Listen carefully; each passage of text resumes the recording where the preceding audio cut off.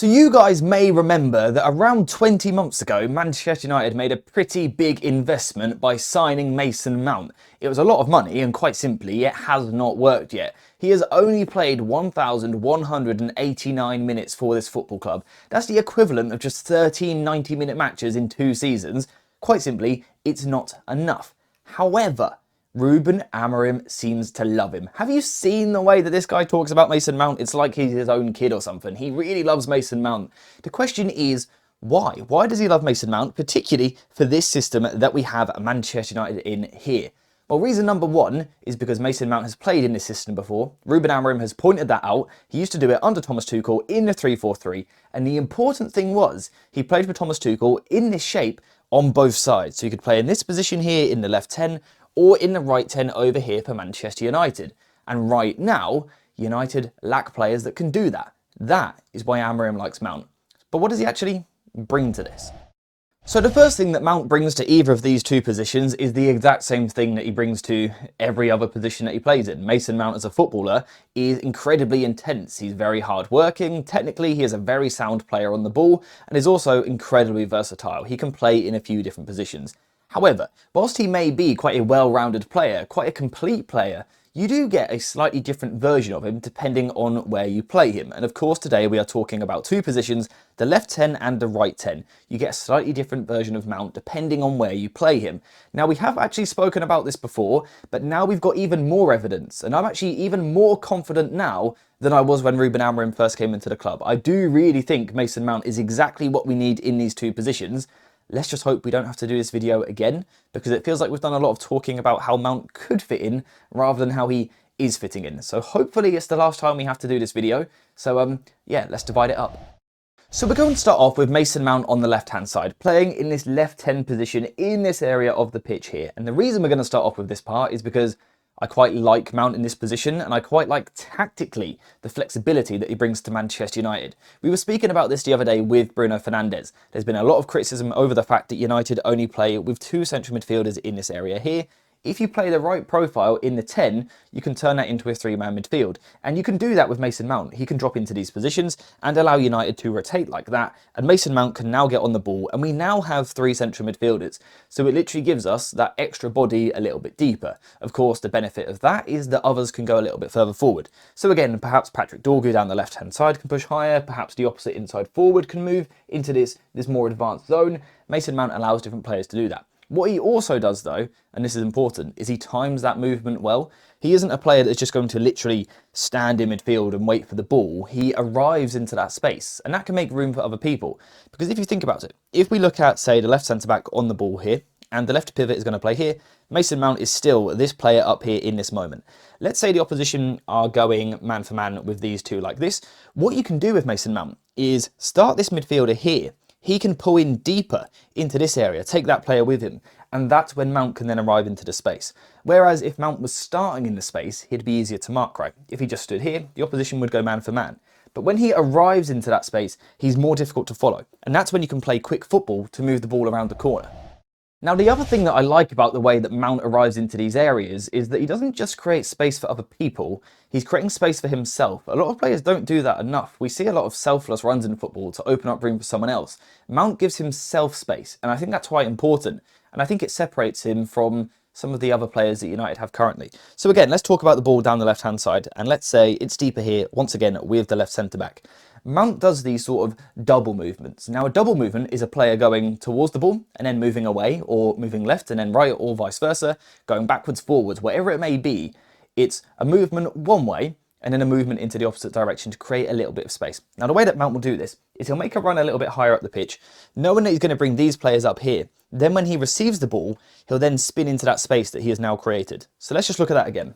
The defender starts here and Mount starts here. Mount makes the higher run. He brings this player with him. Then when the ball comes in, Mount has now created this space for himself to move into. This is one of the reasons why Mason Mount is such a good retention player from this position, because he creates space and time for himself. And if you look at his FB ref report from his really good season under Thomas Tuchel in the 3-4-3, you could see his passing numbers were really impressive. He was a player that kept the ball for Chelsea, and he can do the same for us here. Now, just a final point I want to make on Mount in this position, before we focus on the other side of the pitch, is his progressive play as well. I don't think Mason Mount is a player that is given the credit for being the most creative player in the world, but I think when he plays on the left-hand side, he can be, particularly in transitioning moments. And it goes back to the movement, the space that he has created for himself. So again, the left centre-back's got the ball in this position. Might seem a little bit repetitive, but these patterns are important. Mason Mount starts a little bit higher. He drags a defender. He arrives into the space here. As he receives the ball, Mason Mount is right-footed. If he takes this ball with his back to goal, and you would imagine his right foot is here as opposed to here. So he takes a touch with this foot. That's going to spin the ball inside that way. Now Mount on his right foot has passing options. That can be through to the striker, it can be to the other inside forward, or it could be a big switch out to the wing back on the far side. It could even be a safe pass across the pitch here for the other midfielder to move into. But Mason Mount now has progressive options. The famous one is in the Champions League final against Manchester City, but that wasn't a one-off occurrence. You know, Mason Mount did this on a regular basis. He picked the ball up and progressed for Chelsea from the left-hand side. We just need to see it at United, which we can do that. That can happen now, unless we move him to the right. Now, as I said right at the start, when you play Mason Mount on the right-hand side of the attack, you get a slightly different player. Rather than being someone that always wants to drop in here to create the extra numbers and pick the ball up in these deep positions and, you know, give you that midfield overload, instead what he wants to do is play a little bit higher in more of a sort of pinning role. But this has the same kind of principles behind it, but he does it in a different way. So once again, the reason that Mount is moving into these higher positions is to create space for himself and create space for others. He's just doing it in a different way to what he did on the left-hand side. When he plays on the right, it's more about pinning these defenders here so that his deep centre-backs can move the ball into this position. We know that Mason Mount is a really good player with his back to goal because his technical quality is excellent. Again, you can see his miscontrols on his FB ref report. Really good. He doesn't miscontrol the ball very often, which is impressive for a player playing with his back to goal. This allows him to protect the ball and then bring runners into the game. So you can go up to Mount, he can make that ball stick, then you can go backwards, and then you can go through. Up, back, through. I feel like we've heard that before. We like to see that at United, and Mason Mount in a higher position is someone that facilitates that. The other thing that Mount does, though, is he creates room for his wide player as well. Because Mount's movement, in terms of these pinning positions, it's not just about attaching himself to a centre-back. It can also be about spinning into wider channels as well, out into these areas here. Now, if we imagine someone like Ahmad, you know, we're now thinking next season perhaps, but with his left foot on the right-hand side, Mason Mount makes the run, pass the ball into the space. Now Ahmad can spin inside onto his left foot. Now United are attacking with rotations in the final third. Players are moving into different positions, and that is so much more difficult for the opposition to try and deal with. Again, Mason Mount is causing that. And then his energy at the end of it gets him into these brilliant positions where now he's on his right foot on the right-hand side. It's natural. It's easy for him to deliver into the box, and we've even seen this in the past week against Manchester City. Mason Mount got into this exact position and picked out Xerxes in the box. How often have we picked out our striker's feet in the box this season? I'll tell you, not very often at all. Mount brings us something different. Now, the final thing I want to talk about with Mount on the right-hand side of this system is his work against low blocks, teams that sit really deep behind the ball and are basically just a nuisance to play through, really difficult to move the ball through the pitch. Mason Mount brings you value in these games as well, and I think this is a little bit underrated. First of all, he brings you the back-to-goal play that we were talking about earlier. He protects the ball, he keeps the ball for his side. Lovely, we need that. He's a good passer of the ball as well. Again, his passing percentage numbers were really impressive earlier. That's what we want from these players. But also, we do need someone who can make a difference in the final third. I don't think Mason Mount is ever going to be your pure creator, but fortunately we have Bruno Fernandes for that. But what Mount does bring is an ability, like I said, to play with his back to goal, but actually now do something a little bit different. So previously we were talking about Mason Mount pinning himself onto this centre-back here. So as he receives the ball here, he could hold the ball up, he could protect the ball, and then play the pass to someone else in midfield.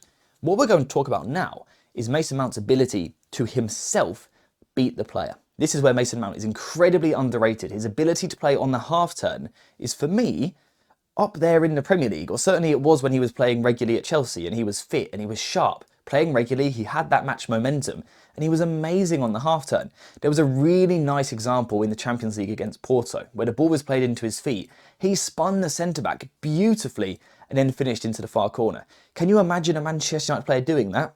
I can't, but Mason Mount can bring it.